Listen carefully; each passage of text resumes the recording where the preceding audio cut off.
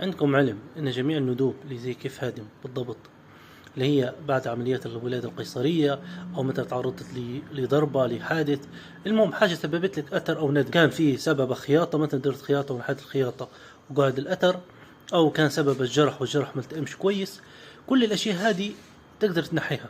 طبعا مش كل الآثار تتنحى تماما، لكن في آثار ممكن تخف بدرجة كبيرة جدا لأن ما عادش توضح، وفي أشياء تختفي تماما على حسب الجرح وعلى حسب الأثر بالضبط.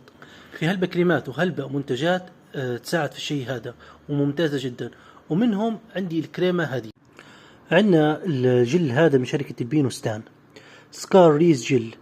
هذا جل من المنتجات اللي هي ممتازة جدا انه ينحي لي ويخفي لي الآثار هذه تماما.